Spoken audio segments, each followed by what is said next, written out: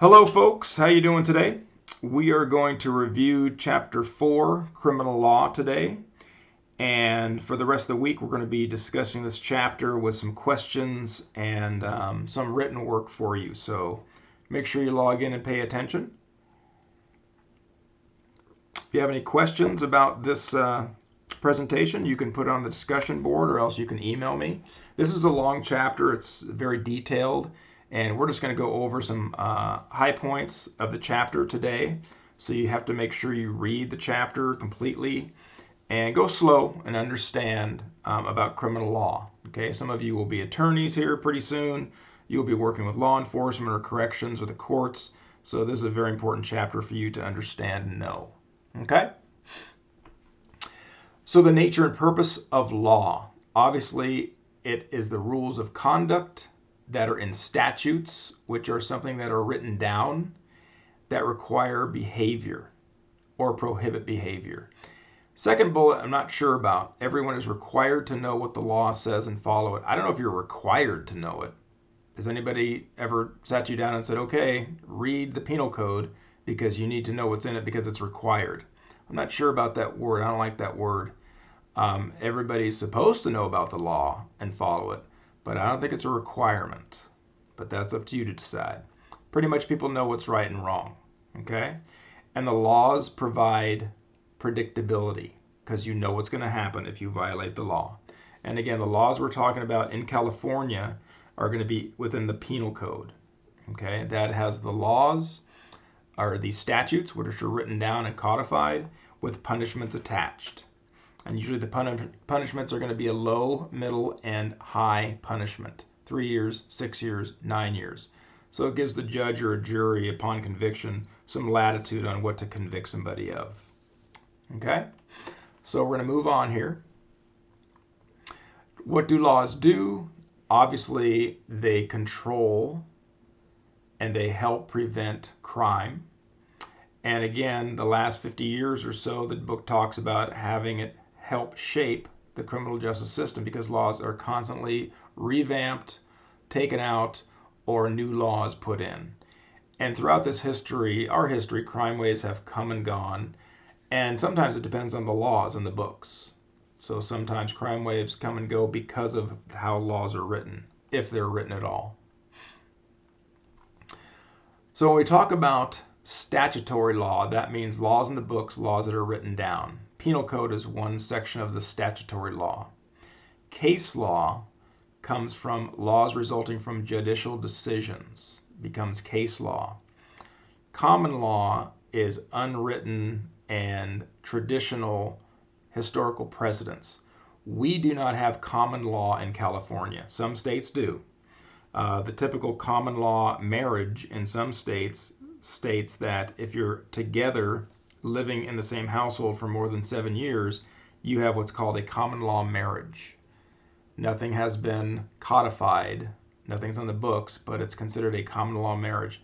We do not have that in California, so all laws we have are codified, are written down. No common law in California. The rule of law basically requires due process to be followed in any criminal prosecution. Those are rights that we have for us, which we'll talk about in a little bit. And again, the codes or the laws must be uniformly provided and applied. If not, then there's discrimination and there's disparity. So when we talk about the rule of law, it must be used uniformly and fairly. That is one of the premises of all laws that we have. Criminal law, there's different types of law we're going to talk about. Criminal law specifies punishments and the nature of the offense, again, in the penal code, and it's written down. And criminal law is in different types of courts, superior court, misdemeanor courts, but criminal law does everything as far as crimes per the penal code. Statutory law or substantive law basically talks about appropriate punishment for each offense. Substantive law. Procedural law are the rules determining the procedures by which our rights are enforced. So procedural law would come into play when someone's going through the criminal justice system and they have been wrongfully accused or there's not enough evidence, because there's procedures of what to do when that occurs. So those are another two types of statutory law that we have. Civil law, that governs everything between citizens, businesses, organizations, government agencies. And most civil law can end up in a civil suit. And civil suits do not have anything to do with criminal law. It has to do with civil law. Therefore, civil law seeks compensation. Civil law seeks compensation, does not seek anything to do with punishment as far as jail or prison. So civil law is between two parties, one sues the other for a monetary value. Administrative law basically creates controls or activities of industries, businesses, and individuals. And administrative laws are not crimes, but they help guide governments to how they are controlled and what they can do. So like regulations, administrative law for the, say the EPA, Environmental Protection Agency, they have regulations that control businesses or industries because of the environment. So that'd be one part of administrative law, which would be the EPA, how they operate. Case law comes from precedent decisions. So basically, former precedent decisions, former decisions that are made become case law. So 4 years ago, a precedent decision was made in a court that overturned something. It could be used today because it's been established as case law. And stare decisis is recognizing previous decisions to guide future deliberations. So when that is used, the stare decisis term in a court, it's looking at prior decisions that will guide future cases. So these are some of the terms that you need to know as we go through this chapter, because they're different and they mean something. Okay, they're very important. You can look at the general categories of crime. We're going to go over these right now for you. We've already gone over a couple of them. So we're going to go over these right now. You can read this when you get a chance, when you read the chapter. So a felony, as we've gone over, is the most serious crime, can be punishable by death or incarceration for at least 1 year in prison. And we talked about Mr. Reblata, which talks about murder, rape, aggravated assault, all those Part 1 crimes that the UCR and the NCVS tracks. Convicted felons lose certain privileges upon release from prison. A lot of different issues with that. While you're incarcerated, you cannot vote.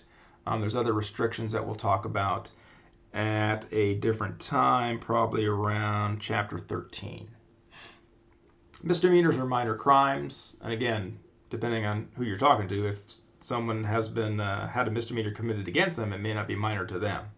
But the book talks about minor crimes being assault, disorderly conduct, writing bad checks, can be up to 1 year of incarceration.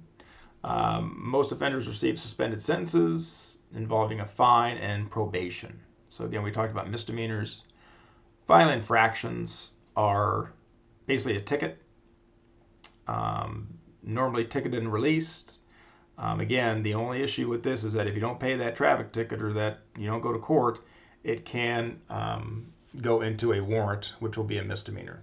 So those are the three types of crimes. We've already talked about those, so make sure you understand the differences. Treason is basically someone helping a foreign government to try to overthrow, make war, or seriously injure the United States. And treason is a very serious crime, and it is punishable by death, by the way. In the United States, it's a federal crime.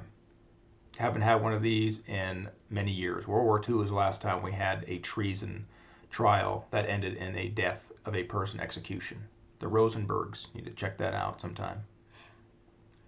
Espionage, gathering, transmitting, or losing information related to national defense. And there's been a lot of espionage cases. Usually it's involving computer information or information that is stolen and given to other countries. A lot of espionage that goes on between the United States and other countries. I'm sure that the United States commits that also. And again, it's perpetrated against us as well as we perpetrate that against others. Incohort offense, it's an incomplete or partial offense. So it's an offense that has not fully been carried out, like an attempt to commit a crime or a conspiracy to commit a crime. And a conspiracy is two or more people doing an overt action toward the completion of a crime. So that would be considered an incohort offense. I'm going to talk real briefly about the features of a crime. Make sure you read the chapter because it does a very good job on explaining these in much more detail. There's 3 features of a crime. They must have occurred in order for there to be a crime. Actus reus, mens rea, and concurrence. Those are the 3 elements of a crime. We're going to go over these. So actus reus is the guilty act. The act must be voluntary. Okay, a voluntary act can involve a failure to act or an omission to act. So it doesn't necessarily have to be an act, but it can be a failure to act. Threatening to act can be a crime. If you threaten to kill someone, that is a crime. Okay? Conspiracies are criminal acts, even if the planned crime does not occur. Again, if 2 or more people get together and do something overt toward the completion of a crime, that in itself is a conspiracy. So if me and my buddy Daryl get together because we want to rob a 7-Eleven and we go and buy a gun, that would be a conspiracy. Crime never occurred, but we made an overt act toward the completion of the crime, which is buying a gun to go rob the 7-Eleven. So kind of think about these things and look at the examples that the book gives for these types of terms. A guilty mind, the mens rea, it's the mental state at the time of a crime. There's 4 types, 4 basic types. There's the intentional guilty mind. There's the knowing guilty mind. There's a reckless guilty mind and the negligent. Motive is not the same as mens rea. It's different. So those are the types of mens rea so far. The defendant's mental state. There's different liability or culpable offenses that go into some of these things. And depending on mental state, that could be an excuse. We'll talk about excuses in a little bit. But even if the person did not intend to violate the law, the act itself is a crime. Even if they didn't know it was illegal and they committed the act, it is still a crime. Concurrence requires the act and the mental state occur together in order. So one cannot occur before the other. So make sure you read about concurrence and how that would play into the crime. By the way, all of this chapter right here can or should, some of it should be mentioned in your papers about why you committed your crime. Okay? This is a very good chapter to use in your final paper. Use these terms so we understand that you know what they mean. Other features, there's causation, there's harm, and there's legality. So again, like we said, there's no crime without a law defining it. If it's not written down, not a crime. There's punishment.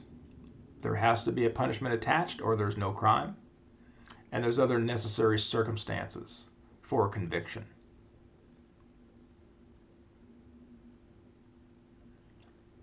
Some elements of a specific criminal offense.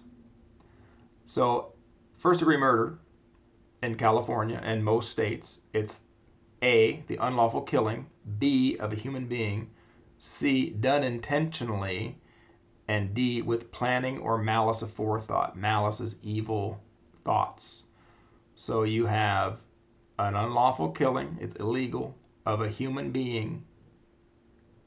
It's intentional, you meant to do it, and it's been planned, or you have evil thoughts, or you have malice aforethought. So there's no murder of a deer because it has to be of a human being. Very specific in the penal code. Corpus delicti is the body of the crime, not the dead body, but it's the body of the crime. So it basically has to show that the crime occurred. So the body of the crime is the elements of the crime, not the body, not the dead body. This is where you can look at defenses to crimes. We're going to go over these briefly, but you can look at these. Okay, they're very good. And again, put this into context. These are some of the things that you might use for your paper, why you committed your crime. An alibi shows that somebody is somewhere else at the time of the offense. Best supported by witnesses and documentation or now video cameras. Very good defense to have that, although sometimes people lie about, yes, Jimmy was here all night with me, we were partying, and he was nowhere near the crime scene. But people do lie, but an alibi is a very good defense. There's justifications for crime. There can be self-defense. You can commit a crime in defense of others. You can commit a crime in defense of home and property, defending your home and property. You can justify a crime by consent, okay, or necessity, like someone holds you hostage and says go into the bank and rob it. You are committing a crime due to necessity. Or you can resist unlawful arrest. That's a justification for a crime. If you think you're being unlawfully arrested and you resist. Those are some justifications. Some excuses, on the other hand, are duress. You're committing a crime under pressure. Your age can be an excuse. You made a mistake, very hard to prove though, because most people know what's right and wrong. There's involuntary intoxication. Unconsciousness is an excuse. Not sure how you're going to commit a crime when you're unconscious, but that is an excuse. There's provocation. Somebody provoked you into committing a crime. There's insanity that's used very rarely. We hear about it, but it's very rarely used. Diminished capacity can also mean mental incompetence depending on IQ level or if you have any issues going on with mental illness. So there's some excuses to crimes. And again, some of you may use these in your paper. Some procedural defenses. Entrapment is a defense that people can use. Usually entrapment is done by undercover police officers to entrap somebody into saying things, doing things, or committing crimes or conspiracy. There's double jeopardy where someone cannot be tried twice for the same crime. You need to look up collateral estoppel, very interesting. You need to look up selective prosecution, how that can be a defense. Obviously, denial of a speedy trial, which is one of our amendments. Who decides on what speedy is a judge. Could be 2 weeks, could be 2 months, could be 2 years, depending on what the judge declares a speedy trial as. There's prosecutorial misconduct. We'll talk about that in a little bit. Then there's police fraud. And that can mean different things to different people, so you need to look that up. So some of these procedural defenses you need to understand and look up and know, okay, because they're very important. Okay, so that's chapter 4, criminal law. And again, this is a very good chapter to use in your paper, terminology. Make sure you cite, though, in text these things when you go to write your paper. And again, if you have any questions, go ahead and post that on the discussion board. And if not, ensure you read your chapter. And we will talk to you very soon. And it looks like the rest of the week we're going to continue with this chapter to get you fully up to par on criminal law. Thank you, and we'll talk to you soon.